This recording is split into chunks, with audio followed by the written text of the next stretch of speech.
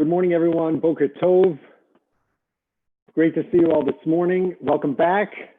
And I hope you are staying safe and well. Just wanted to give an introductory shout out and a thank you to our office team for enabling this entire presentation and all of us to be together this morning. Special thanks to Tracy Schultz and Daniela Schwartz.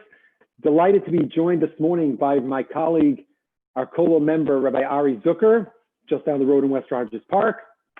And this morning, it's a special opportunity for us in our Kollel to think broadly about the Jewish community, the community in which we live here in Chicagoland. So we're excited to welcome some very special, exceptional guests this morning to join us for a conversation.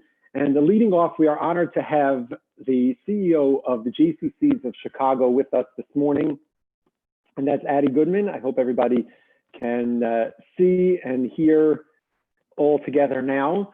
Addie, thanks so much for taking the time. I know it's a really busy time, although Sunday morning maybe you catch a little bit of a break, so I don't know if this is getting started early. For those who don't know, the JCC has been partnering with the Kollel and our MCJL initiative to bring amazing programs to the community as a partnership. So it's been my privilege to work with Addie, and it's been a joy and a privilege to work together. And thanks so much for sharing a little bit of time. And we just want to hear from you about what's happening out there in the community and how is the JCC, which is an institution that's so beloved to so many of us, how are you guys managing during this challenging time? So first of all, good morning, Rabbi Brand. Good morning, Rabbi Zuckerman. It's so nice to be here today and have a few minutes to spend some time with you all and talk all things J, which is what my passion is really grounded in these days. So sure, I'm happy to talk a little bit about JCC Chicago and how we're doing and working and fulfilling our mission during this time. I will say that, first and foremost, the JCC is always about family and community. So from the get-go, we've been here to support our early childhood students, our camp families, parents who are suddenly finding themselves at home with their kids, grandparents who are maybe separated from their grandchildren but eager to connect. And I believe that as the timeline goes, JCC closed its doors, like many of us did, on March 13th. And by March 16th, just a few days later, we had launched what we're now very proud to call Channel J. And Channel J is a resource for, yes, our families, but the community as a whole. So for example, while you'll log in and find the JCC Chicago Jewish Film Festival offerings and lots of Apache and Camp Shy and early childhood activities, based on your region and what your interests are, you'll also find a lot of community resource. So with Pesach having been just around the corner from our closure period, we were really excited to be able to promote the work of the Kollel and other synagogue partners with their virtual seders and other types of learning and programming around the holiday. And that's the type of commitment we make, again, to that broader community. We're pleased to have people walk through our doors or tune into Channel J, and we're really excited when they make another Jewish choice based on some of the work that we've been doing together at the JCC. That's awesome. And I know that it's been a challenging time and you've stepped up in an incredible way. You want to share with people how you've been supporting the staff at the JCC because of this unusual circumstance? It's certainly been noted that we've done a good job in leading the community during a period of closure. The people who really make it all happen are our staff. We are a program-centric organization, and program people have some magic, creativity, and innovation in their blood and in their DNA. So, first and foremost, we embrace our staff, and we really want to hold them up so that they feel protected and taken care of and honored and valued during this time, and that therefore they can then share those feelings and that comfort with the people that they engage with all the time. So for example, we operate a program called Shalom Over 50. is in the south suburbs, which is a much smaller Jewish community than it used to be. So Shalom over 50 could really be Shalom over 70 or 80. These individuals have been part of the program for a very long time. And while we couldn't get together with them, we have been delivering lunches every week and making warm calls and really checking in. And we delivered activity books and puzzles and card games and coloring and a variety of things for folks to do while they might be feeling isolated and at home. And again, that's the staff. That all comes from our team who are currently stretching their minds to make sure that we have a really meaningful summer, since in the summertime, that's really our space to shine for the community and as a JCC. So we're hard at work on 10 different concurrent plans for summer. Yeah, we'll get to summer in a minute. I wanted to turn it over to Rabbi Zucker, because that program that you mentioned, I don't know how many people even in our small Kollel community realize that through MCJL and our partnership with amazing collaborative organizations like the JCC. So we're doing now a weekly conference call for those seniors who are Jewish but maybe not connected. So Rabbi Zucker is actually leading this initiative to create a conference call for the people who can't even get on Zoom. They're seniors, but they want to have that contact. So thanks to Rabbi Zucker. Just go for it. You had a question for Addie. So, I mean, Addie, you're talking about the power of your staff. It's clear that you really believe in them. And one of the things that you sort of initiated in the JCC when you started, not even since this sort of COVID quarantine, is a culture of Jewish learning. And so whether it's the senior staff learning with Rabbi Brand, you're doing like their book club and broadening their minds. One of the things that I jumped in this year was the Judaism 101 for JCC employees who are interested. Is that culture of learning something that sort of developed once you got to the JCC, or is that something that's been with you your whole life?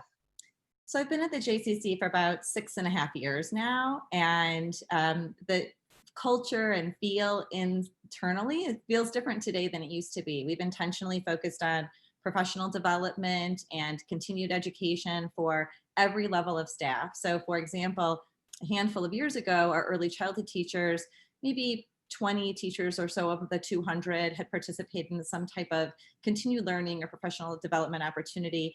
And today we have over 50 to 60% of our teachers who are engaged in professional development on an annual basis. Same too, as we look around the agency, where else can we apply some of that learning? For our JS school staff who works in CPS, the Chicago Public School System, they worked with SEL Chicago to support social emotional learning and development for the students that they see on a daily basis. And in a very early conversation with Rabbi Brand, he suggested to me like, hey, why don't you read this book called Power of Moments? And it's really not a super Jewy book, and it's really accessible, and it's got great stories. So I took him up on it, I read it, and then our leadership team read it, and then our directors team read it, and then the HR team and the fundraising team and the customer engagement team. So we have really adopted, through Rabbi Brand's seemingly innocuous suggestion about, hey, why don't you read this book, a culture of moments at the JCC. And that's the type of learning that we're really proud of. When we can all share a vernacular and be on the same page about our goals and priorities and the impact of our agency, and use words like moments. And I will say that just last week we had the leadership team another wonderful session with Rabbi Brand, and now we're all talking about how we can be a Fred. So Rabbi Brand and the Kollels had a wonderful influence on our language at the J. That's awesome. All right, can we put you on the spot and ask you to talk a little about that $1 million question of the summer? What's going on here in Illinois? We don't know what to think, what to plan. How do you see it? So I can share that between myself and Brad Finkel, our COO, and Anita Dennis-Metter, our Chief Program Officer, and our incredible team of Camp Shy and Apache camp staff, we attend every single webinar, Zoom call that there is offered by the Illinois Department of Public Health and the CDC and the American Camping Association. So I think first and foremost, I would share that we are definitely engaged in due diligence and thoughtful understanding about what camp should or could look like. Within our camp program, I would begin with that what we really believe in is offering children an opportunity to meet new friends, make new friends, really develop those interpersonal relationships, and try new things that they might not have been able to do before, to build collectively to build their own self-esteem and self-confidence.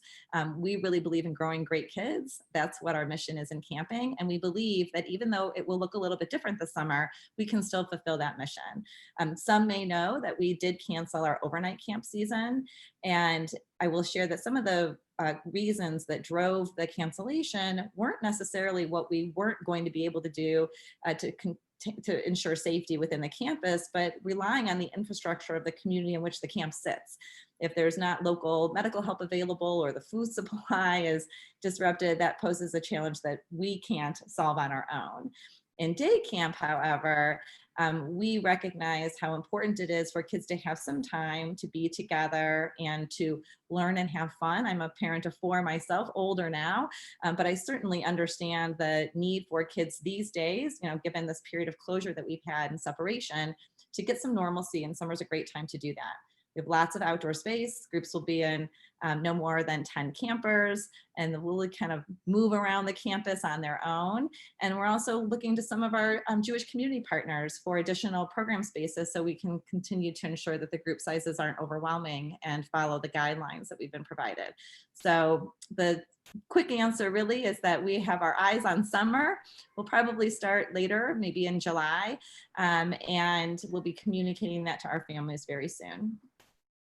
It's amazing because as people who have benefited in our own family from the JCC camp, it's an extraordinary experience that we really hope that kids will be able to have this summer, even in this modified fashion. And maybe just any concluding thoughts about your perspective on how the community is responding broadly to this. I know that you're very involved in Federation and other JCCs.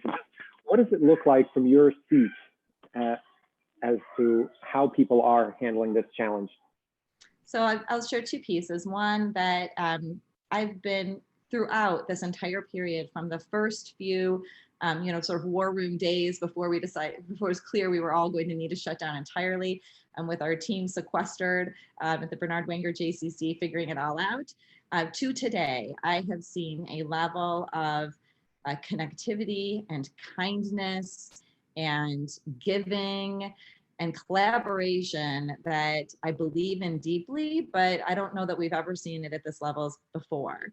So yes, I'm in calls all the time with my colleagues in JCCs around the country, and also with my colleagues here in Chicago. Large agencies, small agencies, we get together frequently to talk about what's happening and what can happen next, and what issues we're facing or what successes we've had, and how we can share and support one another.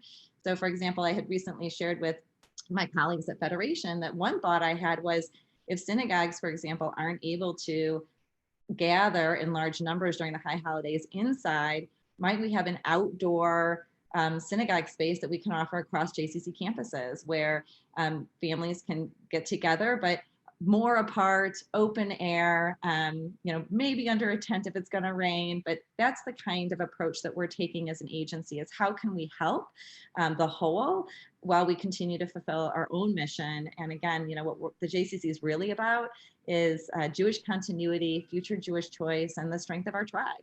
And that comes through experiences and relationships here and throughout the world.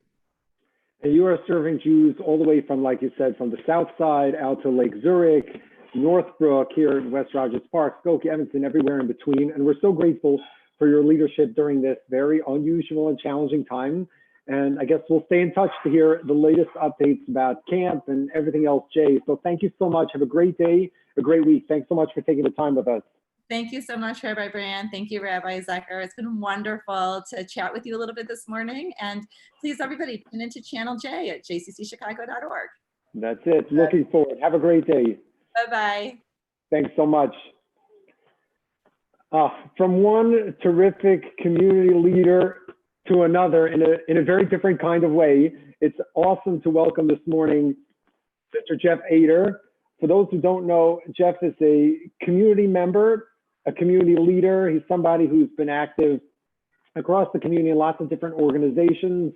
The Kolel has interacted with Jeff in a lot of Moskitim context, you could say. On my family level, we'll always be grateful because my son will always remember that his first baseball at a major league game, came from when we saw you at the Cubs game and you took him down and you got him a little a connection there that he picked up his first ball. So the Jewish baseball expert, thanks so much for being with us. Are you, you're still with your family in Michigan? Still up here in Michigan, and it's actually been, phenomenal family time. Oh, that's awesome. Pleased to introduce to you Rabbi Ari Zucker, who's one of my colleagues at the Kollel, who's been working also in the broad general Jewish community context. And so probably the most famous mark, in addition to the Walcott School and many other things that you have left on this community, is Milt's. And now, even though Milt's is not, so to speak, your restaurant, and I want you to share with everybody a little bit about that, please, for those who don't know. But as the founder of Milt's, you have created an iconic establishment that has quickly taken roots, not just on the food scene, but on the Jewish scene, and what it means to be a model of Judaism, of Yiddishkeit and positivity, and thinking about the sense of community, which is why we wanted to share with our community, our Kollel constituency, how you see the Jewish community in general. Maybe think back to what drove you to create Milt's, and how does that reflect your vision of community? Well, with regard to the Jewish community, and especially at times of stress and uncertainty as today is, the Jewish community is just unbelievable, and in stepping up in every which way that is necessary. And I've spent so much time talking to different people, and have participated in various similar sort of coffee talks and whatnot, and the way that everybody's reaching out to each other and supporting each other in this time is not surprising, but it's unbelievable. For me, getting involved in opening up a kosher restaurant was also just it was a community activity. Thinking that food has always been a great source of community building, and you've got to find, everybody has a lot of pulls on their time, and you've got to find a way to get people together. And I wanted to bring people together from all walks of life, and the people I knew would travel and would come wherever I built it were the kosher eaters. So that I did not want to open it in an Orthodox community. I wanted to open it in an area that was the most diverse area in Chicago, one of the more diverse areas in Chicago, because I wanted people from all walks of life to come in and see each other and to interact and to find commonality and inclusivity. And so that's why I picked its location. And I also wanted to, I always like to kind of reframe the popular perceptions, so that my father-in-law, for example, after Milt's now has been open for over 7 years. My father-in-law said to me after I had opened it up for a year or two, he says, so how's it going? And I said, well, from what perspective? And he said, are you making money? And I said, you see, that's, and I'm a capitalist. That's the way that people, view success. And what I was trying to do by making it a restaurant where 100% of the profits would go to tzedakah was to say, is that the right way to view everything by the profit motive? And is it building community? Are you doing a lot of outreach and bringing people together to learn about each other and to see that the differences are much smaller than what they thought? From that perspective, it is what I was looking for. And you referred to the fact that I'm no longer the owner. My involvement in Milt's has not changed at all, in the sense that I am still doing everything I was doing before. But after having a wonderful, loyal, hardworking group of employees and understanding what their life was like and what their commitment to the restaurant was, but also their needs of their families and whatnot.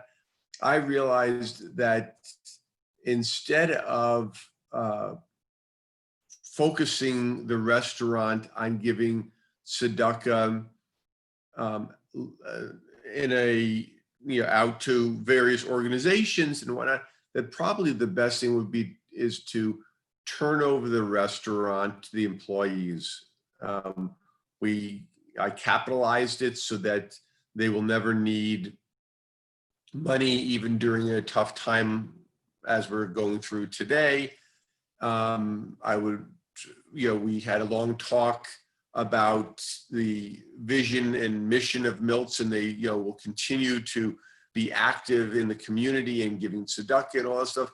But hopefully also once the world turns back to normal, that there's an opportunity for them not to live from paycheck to paycheck, but to find a different, get to a different place financially so that they're more comfortable.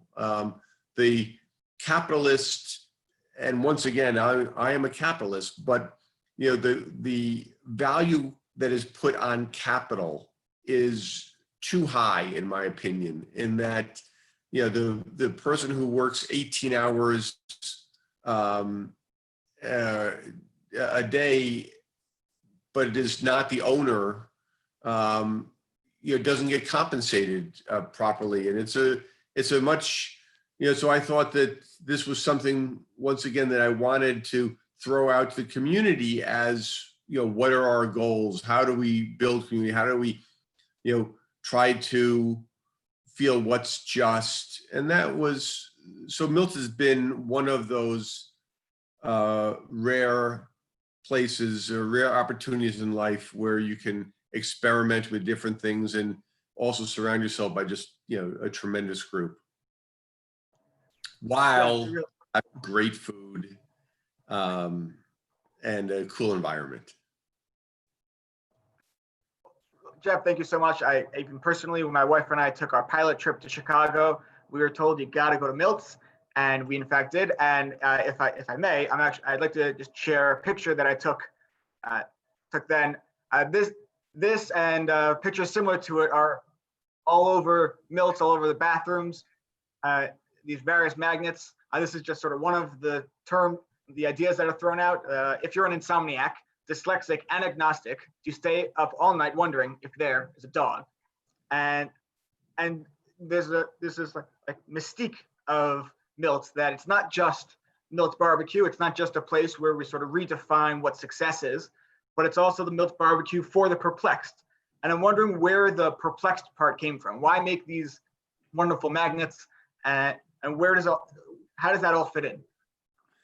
Well, I'm glad you picked that magnet, because that magnet really is the only original Milt's perplexity that exists.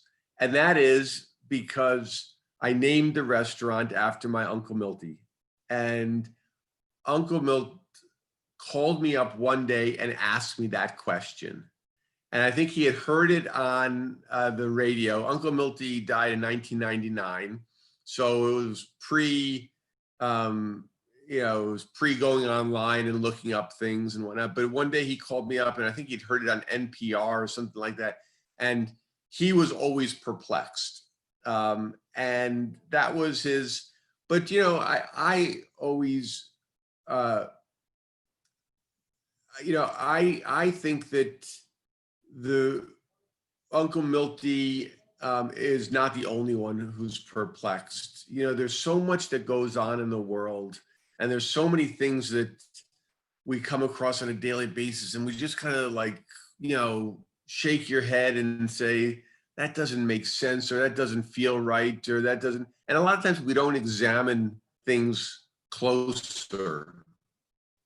And so I wanted just to point out some of the more humorous, more obvious things which just seem to be a perplexity, like if restaurants open 24 hours, 365 days a week, why is it that you need a lock on it? Or, if a Smurf, if you choke a Smurf, what color do they turn?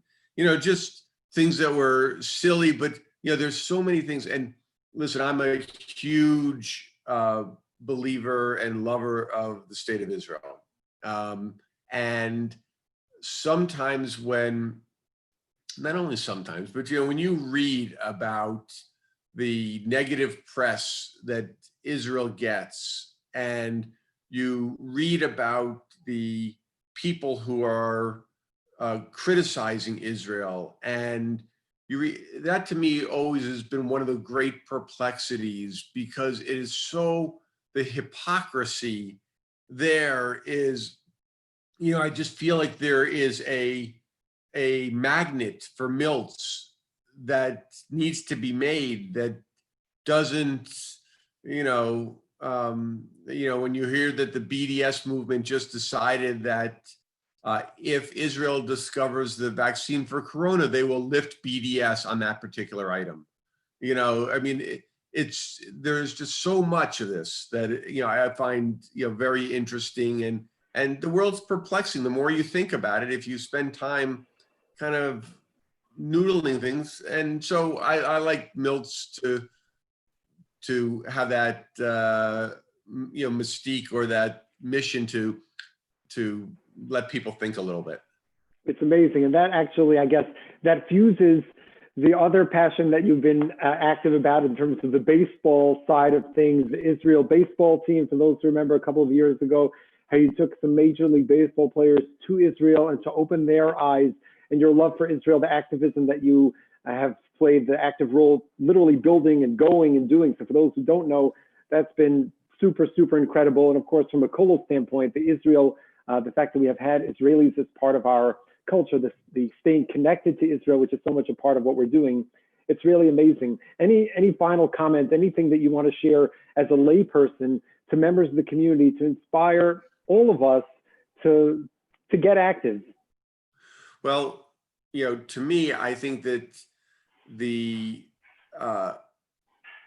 strongest point, and the thing that I would always ask you to think about and to remember, is that you get so much more out of giving than the person who's receiving.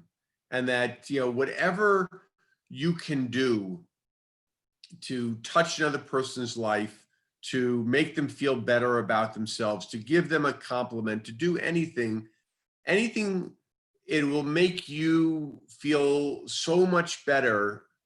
And it's not something which you need your name on a building. You need, if you're helping somebody and you're seeing that, knowing that you put a smile on somebody's face, never miss an opportunity to participate in anything that you can that will allow that to happen, because you always will get more than you give. Well, I certainly hope that you feel like you've gotten so much, because for what you have given to our community, it's awesome. We love you. We appreciate you. Thank you so much for Milts, for Klal Yisrael, for Moschis, and for all that you've continued to do. Hashem should keep blessing you and your family. Great to see you. Thanks for the time, as always. Thanks. All right. Great to see you. Have a great day. Take care. You too. So great. An honor to have you.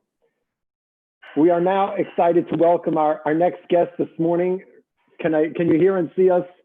Yes. Awesome. Rabbi Michel Schwab, his wife Erica, longtime friends. We've crossed paths in so many different contexts. It's great to see you. It's great to see that you're still smiling. Nobody in this house can see what's going on in the kitchen, so I'm not going to ask what's going on in the rest of your house on a Sunday morning. You don't want to know. You don't want to know.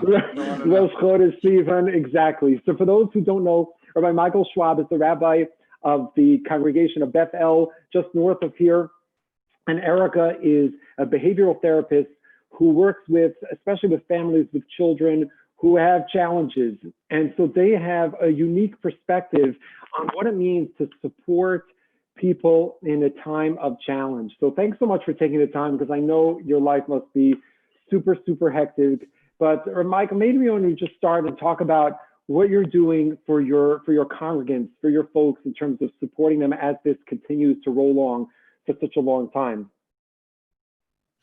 Well, thanks for having us on the program. It's really nice of you. And we wish everybody a Rosh Chodesh Sameach. So, you know, when you have a congregation, there's a lot of different kinds of needs that come up when the world gets turned upside down.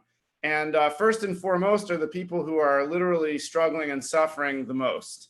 And the people who feel isolated, who are vulnerable medically, and who can't get the things that they need or are scared to go out and get the things that they need, rightly so. And our community, thank God, we recognize that like right away. And beautiful organization of spirit and human resources, we gathered together what we called our caring community. And we made sure we called everybody in our congregation, starting with those who are a little bit older, a little bit more vulnerable. We checked in with them. We said, what do you need? We'll get it for you. And we had a great volunteer crew of people who felt a little bit more secure. You know, they're in the right age demographic, no other medical conditions. And they went out there, they brought food to people's houses, medical supplies to people's houses, whatever they could. And then we also organized people to call on them, check on them, make sure that we remove their isolation. And then the second thing is just to remind people how many people you're talking about. Bethel is a huge conservative synagogue. Just give people a sense of the numbers that you're dealing with. You're the senior rabbi. Yeah, we have over 1,000 families. So that's 2,500 people, 3,000 people. I don't know. It's hard to tell. Family is just a unit. Like it could be one person. It could be 6, like the Schwabs. So it just depends on what it is, but it's something like that. And it was a really amazing effort. I mean, it showed the compassion and caring of the community. And I also just want to mention that, like, the second thing is, like, whether you're vulnerable medically. Yeah, go ahead. Go ahead. I caught you before the second thing, so maybe share the second one also. Okay, yeah. I was just gonna say the second thing is just in general, like when for folks who are so centered on synagogue life and feel cut off from, being with others in community, that was a really important priority for us to make sure that people felt connected and that we were able to maintain community. So our staff with some lay leaders just turned over, and we became a virtual shul in no time with classes, and we do minyan on Zoom. It's not obviously a halachic minyan, but so we can daven together individually. We just doing so many things to connect people as much as possible. I mean, it's a misnomer about social distancing. We're physically distanced, but we should socially feel much more connected. Absolutely. It's really incredible. It's so inspiring. Maybe, Erica, you could talk a little bit about maybe two things. What it's like trying to, I don't want to speak for what's going on in the house, but I suspect if Michael is overseeing, 1,000 families and all these needs, so I suspect that some of the kids maybe also need some of your time and attention. I'm sure everybody's getting plenty of attention, but what's it like to keep things on the house front? And then maybe talk a little bit about opening our eyes to those families who have family members with distinct and specialized needs, just to understand what that's like. Thanks for the time. Great, thank you. And again, thanks for having us. I have to first and foremost give a shout out to Salman Schechter Day School, who really put together amazing virtual e-learning, which makes it possible for me to balance the household stuff and my work and the kids' school, because they are really being taken care of by their school community, by their teachers, by their friends. And so while I center myself in the center of our downstairs house, and everybody has a different room that they're in, and I'm aware of their schedules while I'm working and also supporting the community, they are independently being able to function through their day without, they need a little help here or there. So we have set times. I've been able to make a schedule for them to know when I'm available for them and when I'm not available for them. There are definitely days where it goes more smooth than others, but there are definitely times where it's been really, really, really great. And it's been nice for us to also be able to have some family time, and on these times when the kids are supposed to be in gym and watching them interact and play together, or for us to all go on a bike ride or something like that is really, really nice. So it definitely is crazy at times, but I feel very blessed that we're able to be in a space and have a supportive enough community, both through Bethel and our outside community, to be able to fill the time and help me be able to support both Michael and my kids and my job. So that's that part. Yeah, what about the, maybe talk a little bit about those families who need the extra support, and how are you helping them?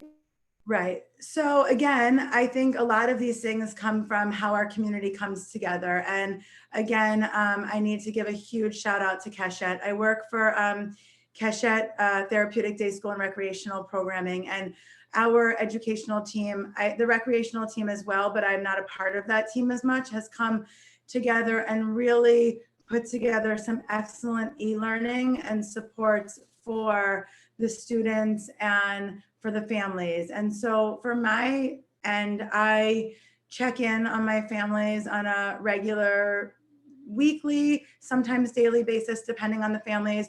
Certain families I have half an hour teletherapy sessions with.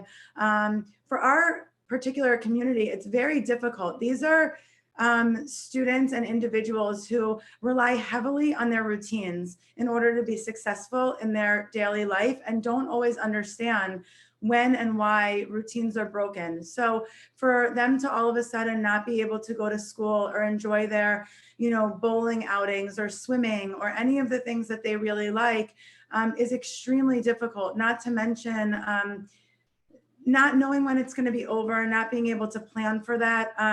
Things that we may take for granted, like wearing a mask. Those things are really hard from a sensory perspective, from a new routine perspective for our students. So I'm working a bit on writing plans to help teach the individuals to be comfortable wearing masks, so that when the time comes that they are able to go back out into their community on some level, they are able to do that so that they can get out into the community. So that's been a big piece of what I'm working on now, and just trying to support the families in how they can really schedule and function with their kids, because some of them are working and their kids need a lot more support than others. So that's really what we're doing. So, which is really amazing. It's so beautiful. It's so inspiring, because sometimes we don't take stock of that, and we take for granted, like you said before. Our kids, we're blessed. They're having, a wonderful experience as that can go. We have our Crown, we have Hillel Torah, the teachers, the Zoom, the kids, all that, but these other children, it's awesome. I don't know if you had the chance yet ever to meet Rabbi Ari Zucker, my colleague who's here with us. So he's been doing a lot of work, and we're thinking this morning about the general Jewish community, which is one of the things he's been focused on. So I want to just give him a little shout out. I know he has a question for you, Michael, in your global Jewish role here. So if I can jump in, good morning. Really thank you for your tremendous service to the community at large. I know you guys, I think Rabbi Michael in particular is very involved in the Federation. And how does the Federation involvement influence this work? Is there more partnership because you're so involved? What does that look like, particularly these days? Well, from my position as a congregational rabbi, we receive a lot of information and support from the Federation. So the Federation helps us understand what some of the larger needs in the community are. So thank God our congregation is strong, and we've got a lot of people who are willing to help. And, we as an individual congregation in Highland Park don't always know what the needs are in other places in the Jewish community on an immediate basis, like when things turn. So the Federation helps us understand what projects need most of their help. I mean, the truth is the Federation offers a ton of services, direct services to a lot of the, what I call the alphabet soup of the Jewish world. And they also offer to congregations. So there was money available for congregations to help out, families that are in need. And they're also doing amazing things for that alphabet soup and trying to get our help to help those organizations, which luckily at Bethel, we have a lot of people who are willing to do it. As you probably are aware, Federation's main job is, to raise that money so that they can then allocate it. And so that's part of what, they do. And I would help them do is to find ways to raise the needed money at the needed time so they can get to the right place. But I just want to tell you from speaking to my colleagues in other cities, Chicago is very lucky to have very fortunate to have a federation that is strong and that is willing to help out across the spectrum of the Jewish community. It's really nice to have that address to connect us together. It's beautiful. It's something that I've appreciated since coming here. You know, we cross paths sometimes, Erica, at Mo Schitim or through Kesha at the Academy and Michael, different places. But like that sense of community here in Chicago, which is really what we're celebrating on this whole call this morning, it's extraordinary. And that, you know, we are a Jewish community and Jews are Jews, and to be able to support each other and be together in a time like this, it's really amazing. Maybe any closing thoughts from the two of you about what you've learned about the community and what it means to be part of community during this time. Because nobody, I mean, we couldn't, even on Purim, when it was just starting to turn, we could never have, could you ever imagine that Shavuot, we would be still in quarantine? Like, we could never imagine. So I don't know, from your experience, any time the two of you sit back and you're like, wow, you know, we never would have guessed this, or we learned that. What are your thoughts? I think from my perspective, I just have a deeper appreciation for this this large Jewish community and the place in which we live, that we can all come together, that each of these different organizations are providing for our families, for our kids, and we are providing for them, and for our children to be able to see that even in this time where we're all alone in our quarantine houses, what it means to come together as a community, whether it be to celebrate a holiday, whether it be a special program at school or from shul or camp, or just, you know, even outside when they're, you know, on the driveway, and seeing the neighbors and how the community just sort of goes that extra mile to just say hello or talk or stop and take time. There's this gift a little bit more of time, right? Time and intentionality to sort of spend this time together, to spend the time stopping to talk to the neighbor who's not just in a rush walking their dog while we're in a rush getting to our car. And these relationships have really been able to be cultivated a little bit more. And I would say from our end, I think we're trying to really show the kids what it means to be part of a community, the importance of appreciation for the teachers and the leaders and the people that are coming together, the importance of ordering dinner once a week from a kosher restaurant to make sure that they're staying, you know, in business, the importance of being together as a family, and of recognizing what it takes to make sure we can all run our lives in a way that feels meaningful and that gives us everyday connections and value. Yeah, and I'll just add that I always, when I speak to some of the lay leaders at my synagogue, I say in many ways this is the most challenging of times, and at this very same time, it's revealed the true spirit and the depth of compassion that people have for one another, which, you know, you have to reflect and sit back and appreciate it. The fact that people were jumping right away to think about others and to do whatever they can to support each other, and how much they realize that community means to them, both to be able to help others and whatever they receive, the benefits of that community, is really very special. And if we can hold on to that and carry that into the post-pandemic world, whatever that looks like, I think we will strengthen ourselves. And I think in addition, also outside of our just Jewish community, the first responders, all of that stuff. I mean, I think that for us, I think we've always had an idea and appreciation for what they've done, but for our children to also be able to see that and to know and to really, we've experienced lots of different things as a family over this period of time, and for them to be able to see how the first responders are working and helping, and I think it's just some of these situations are really invaluable. Like it's really great for them. It's beautiful. I couldn't agree more. I would say you could even argue that on some level, you know, in many respects, the whole quarantine, the whole reason that we're in this circumstance is because of other people. For many of us, thank God, on this, let's say just on this screen right now, you know, we're not in the high risk category. So theoretically, if we only cared about ourselves, so we could go about our daily business, but the whole orientation is that, well, even if it would be okay for me, it's not okay for somebody else. And that's the environment in which we're operating. So I think it is an opportunity for us, and it's something that we can cherish. I mean, I'm sure that, please God, Mashiach will come, we'll be in Yerushalayim, we'll be back on the plane together, That's and right. we'll be celebrating another Simcha Mirza Hashem, and we'll be thinking back, like, you remember there was a pandemic in 2020, but we will have learned, I think, and I totally agree with you, I think we will have learned a lot about ourselves and about the community. I So sure thanks so hope much for taking the time. It's really great to see you guys. Miss seeing you, but hopefully we'll get together again soon. Absolutely. Take Thank care. you. Thank Rosh Chodesh Sameach. Rosh Chodesh Be well, Sameach. Chodesh Sameach, and have a beautiful Yontif. Take care. You Bye. too. Thanks. Great to see you. And our last guest this morning, special guest, we welcome Mark. You there? Can you see us and hear us? We see you. Can we hear you? Let's hear.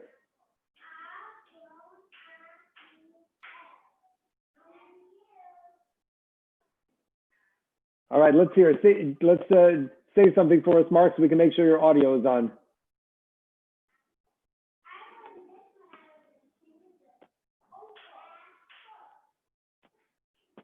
Oh, I think he's on the other side because there's a delay. It says Audio, we're getting there. We're getting there. connecting to audio. Yeah, it's coming through.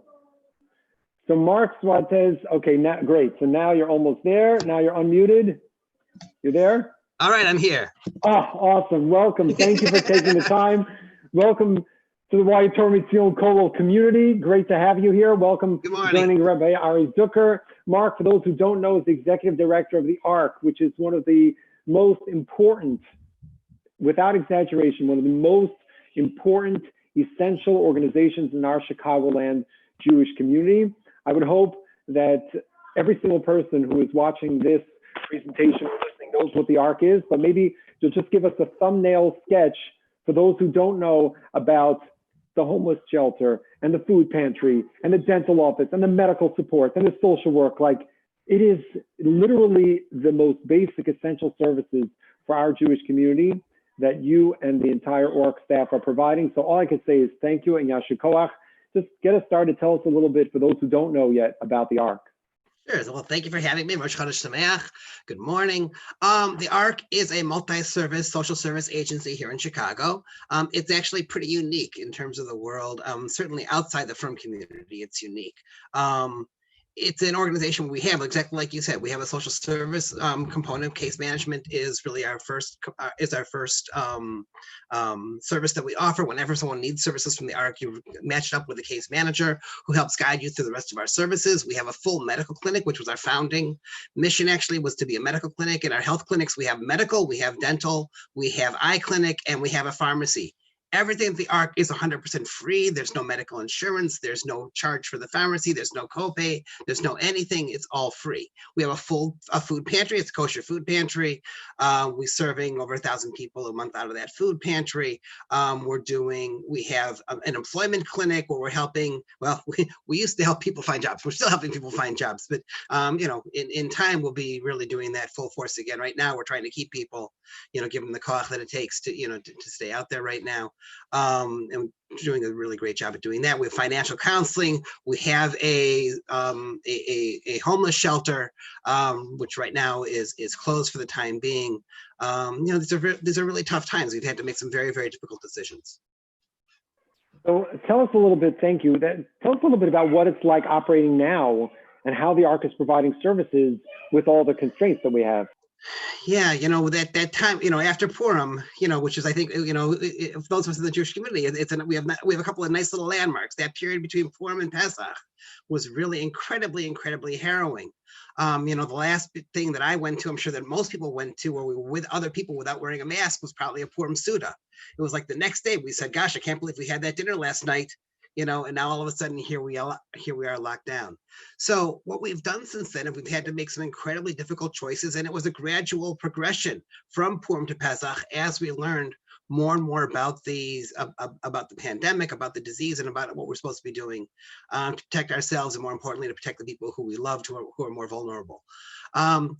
so we started having to make some tough choices. I mentioned before our shelters closed. It was a really scary time when the pandemic first hit. We had 11 people living in our shelter. It's a communal environment. They're living very close to each other. It's shared bathrooms. It's a shared eating space. It's individual rooms, but we couldn't just lock people in their rooms. So we made the decision almost immediately that we have to take care of these people who are in our shelter. They have to become a priority. And our case managers managed to find really wonderful placements for 8 of them fairly quickly. And we were sitting there with 3 people left about a week and a half later. And we've ended up just saying, we'll take care of it. And we're now paying for those 3 people, to be safe and to be healthy, because it was the right thing to do. And looking at how other shelters are operating right now, and it's amazing that there are shelters still operating, and that service is so vital and so critical. But the other shelters it's not a good place to be. The staff who are working there a lot of time have moved in themselves. So we had to make decisions like that. Our pantry, which normally is a pantry where clients would come in and they would choose the food they want. We can't have clients coming in now and walking around and saying, I want this and this. So we've had to gradually go to the model. So right now, you make an appointment, you come into our parking lot, and we'll bring the food out to your car. It's a set basket. It's done by family size. Up to 3 people and 4 to 7 people and 8 or more people in the family, you get a certain amount of food. But we've supplemented that because we don't have client choice anymore. We're giving out gift cards to the Jewel. We're giving out, Ted's groceries, Ted's. We're giving out Ted's certificates. People can go get fruits and vegetables over at Ted's. Really take an entire community of work to make people feel safe.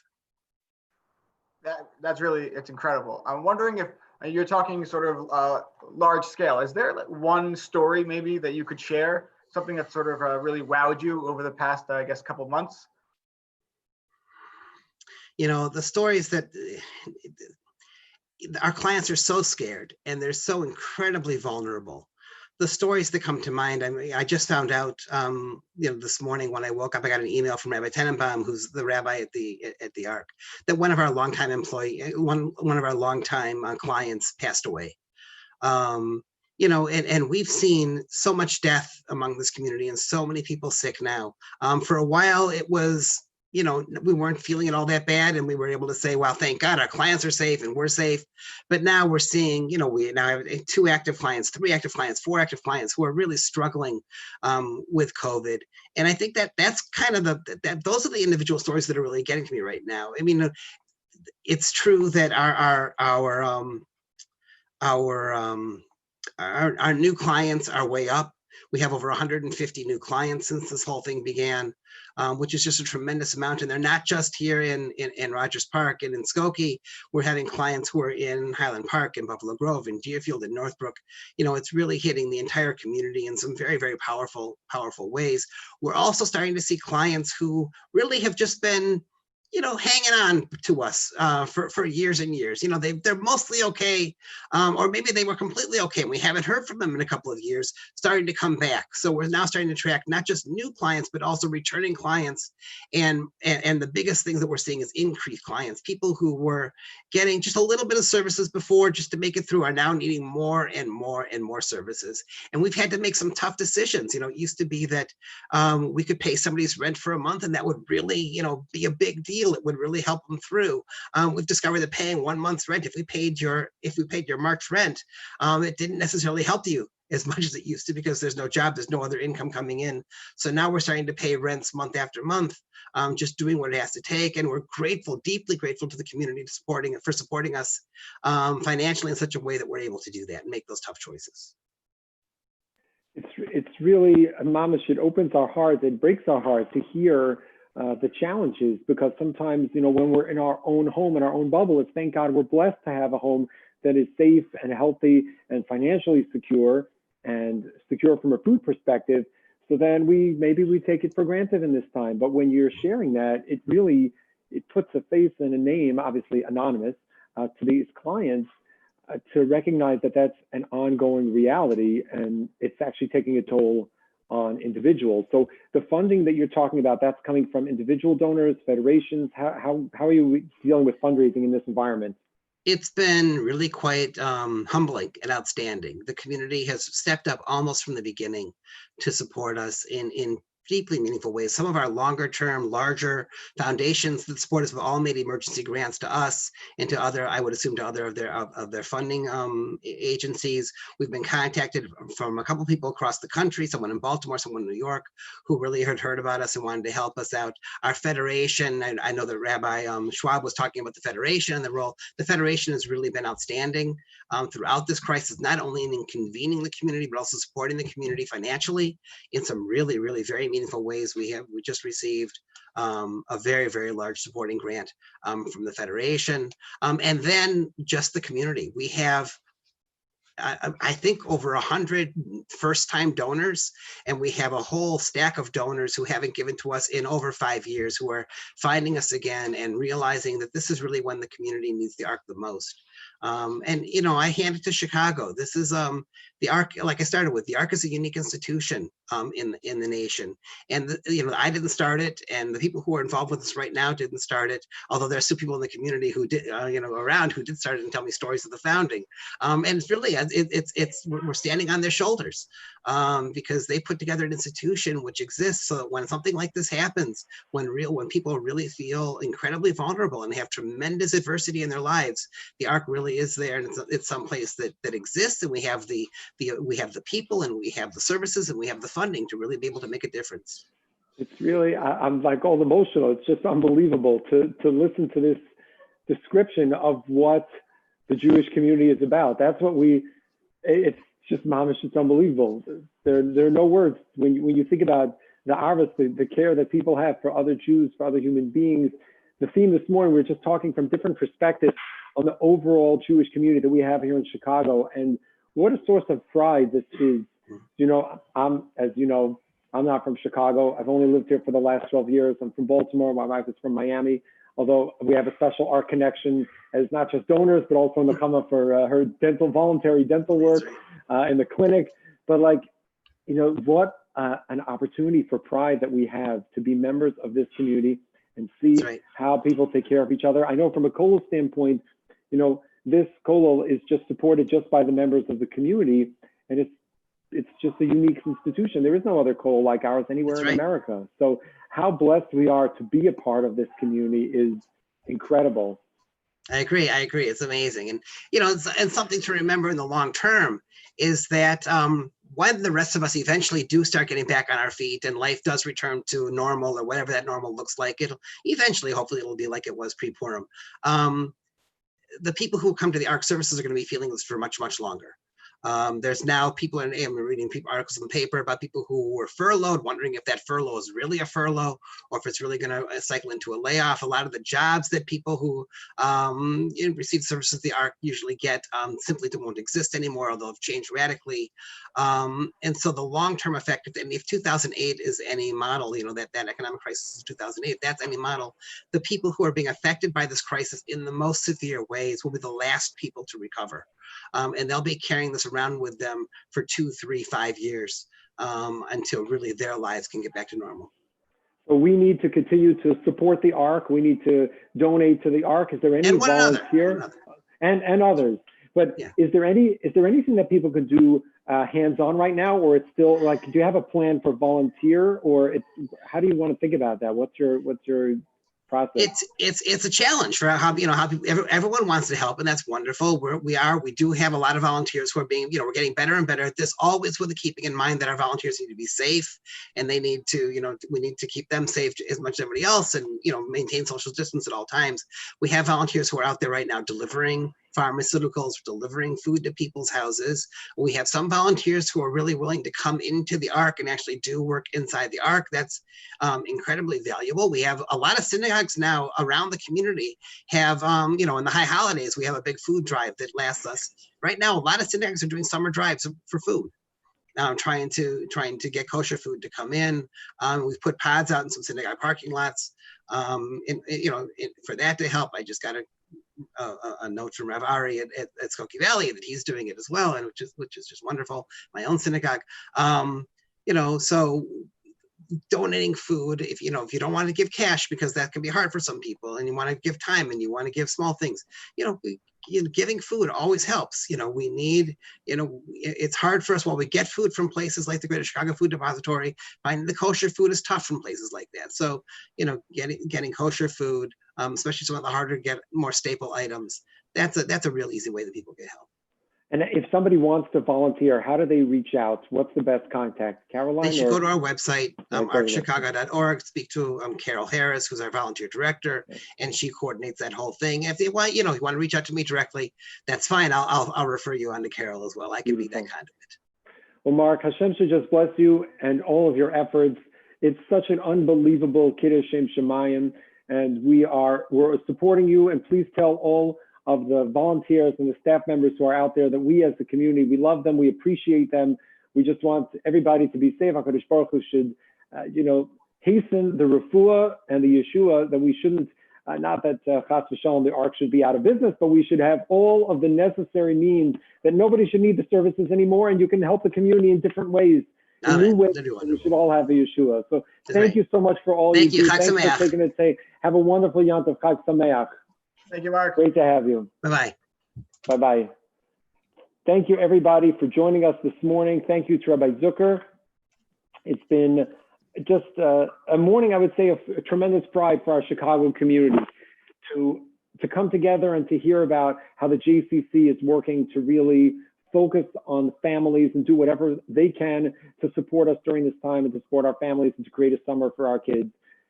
To hear from a layperson what it means to have the perspective of community, to think about from beyond the Orthodox community, from a conservative rabbi and his wife, and what it means to be part of the community, to serve 1,000 families, and then to hear about what the Ark is doing on an individual basis. Ashreinu Matov Cholkeinu, if we have to be in Gullus in the Chutz La'aretz, what does it mean to be part of a community? This Chicago community is really, it's just unbelievable. What an honor it is to be a part of it.